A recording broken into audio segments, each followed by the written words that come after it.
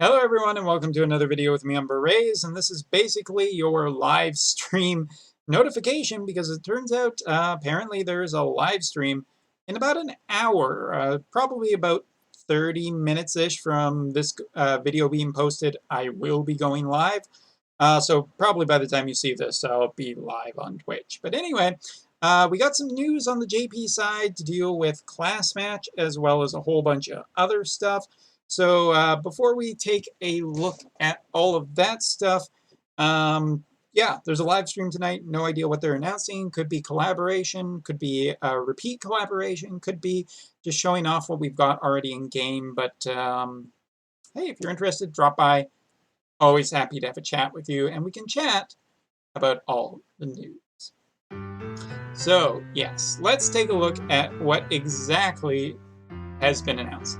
So first of all, something that I haven't talked about really too much in other videos, but it has been kind of on the radar for a little bit, is Class Match. Class Match is a brand new type of thing. As you can see, it will be running from the 17th to the 24th on the JP side. It has specific rules to it, but you may be wondering exactly, hey Umbro, what the hell is it? Well, Class Match is a limited time event. If I'm to relate it to something, I assume it's going to be like Whale Week in Brave Exvius on the JP side, where there are some better rewards, and people try really hard, and it's up to you to see how far you can go. Of course, whales who can spend money will probably do better than other people. But anyway, Class Match also has a specific battle map as well as rules, as I've said. And the rules this month seems to be that the total cost of characters, summons, and vision cards is less than 540. So basically, it is kind of a way to make people rethink about what exactly they should put into their teams, and how you build your teams and which characters you bring. Some characters have pretty high costs, so is it better to bring really high UR quality characters and lower quality summons and vision cards, or what? Either way, this should make people think a little bit more about what they necessarily bring. Yeah, it's just going to be really interesting to see, because up until the class match actually starts and you really start building your team and see how much 540 cost actually really ends up being, might be a little surprised. So yes, that is that. But of course, as always, it is time for some new units as well. And people love new units. And for all the people out there who have thought, hey, there just isn't enough male URs in the game. Well, Laswell came recently and now we're getting another one. But yes, there needs to be, I think, more male UR characters.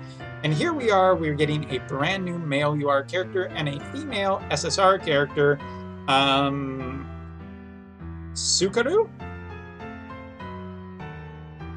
Or Tsukada? And Mariana.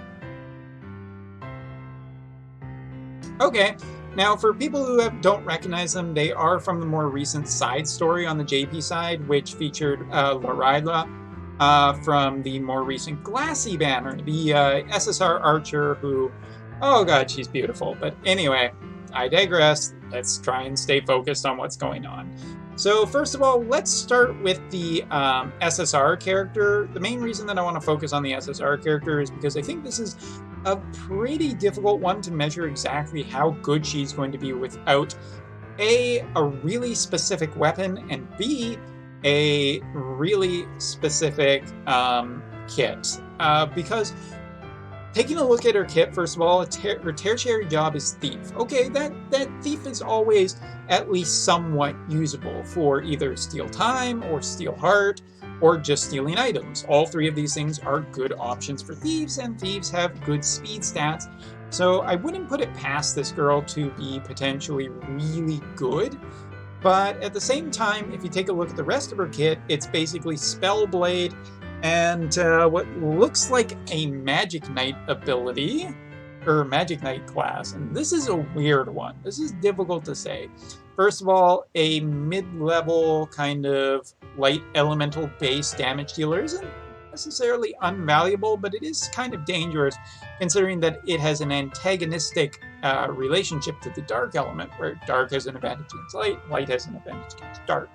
Could mean that this girl just dies pretty easy. On the other hand, she may have a master ability with good amount of evasion, meaning that she's a really good counter to a unit like Blingstern, who is more physical and doesn't have necessarily a good option against magic attacks. If she had, let me put it this way, if she has a really good magic ability that is light elemental, she's a dodgy type character, and she can has even a little bit of defense pierce in her kit, she might be a really good SSR character. But at this time, not quite sure how good she will be. The only ability we see here seems to be a Spellblade, which has large damage, and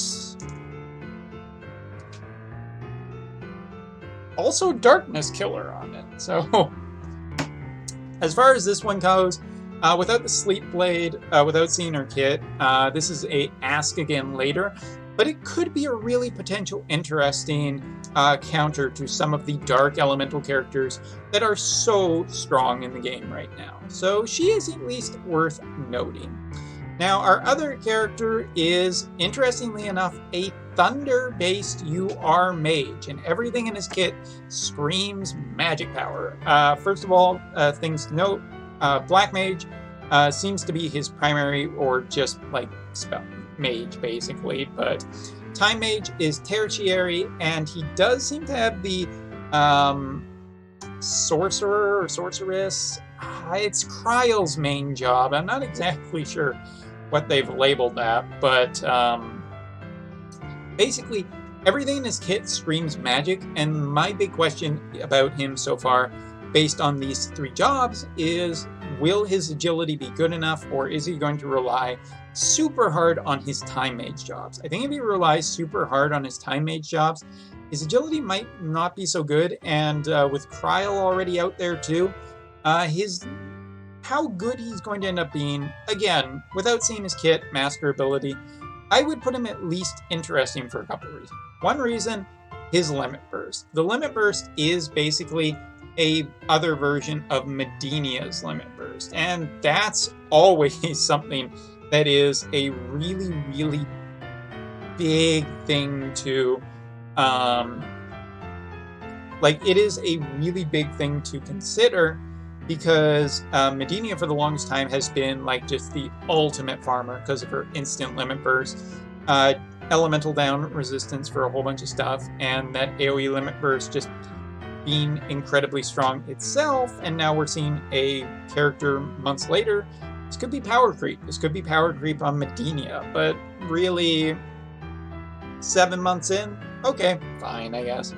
Anyway, it's described as a 3 consecutive lightning attribute magic power dependent damage large to targets within the area, and chance to lower the probability of being able to act with low probability. So it seems like a paralysis effect on it, but what's interesting here is that it seems to be a multi-hit ability, which does mean that it is an AoE chain magic damage, which is really interesting. Lightning chain elemental magic damage, we haven't really seen good options for elemental chaining for magic. If this guy's an elemental chainer, yeah, I'll give him a big thumbs up, probably. Either way, his entire kit being focused on magic is great. That means that he should be just really strong at dealing as a damage dealer. His support levels are going to be needed to be seen exactly what he has, but slow, stop, might be okay. At least a counter of slowing down the enemy might be good, provided that if he's anything like a mix between Kryle as well as Medinia, could be really, really, really good. There'll also be a new arena map. Not really much needs to be said here. And the staff event returns, because of course it does with a brand new UR character who is staff dependent. Good time to farm up your staff, or if you have other mages, then now's the time to do it. Not much else needs to be said about that, and a 1 per day job point up. Of course, UR Mage will come with the usual bonuses that a primary UR focused character gets, spending Lapis, as well as 50 character shards from his daily quest. Total of 50, 50 a day. Did I say 50 a day? Whoops. 5 per day, but a total of 50, provided that you get him very early on. So if you are interested in him, might as well get him early. There you go. So Globalers, keep your eye out for this mage in the future. I think he's going to be an incredibly strong character. I think that he'll be really powerful, and once the update's out and the data's up, take a look at him. I'll tell you what my thoughts are. But definitely cool to see more UR characters, more mages, and mages evolving a little bit with a multi-hit ability. Anyway, thanks for watching, and yeah, live stream soon. Take care.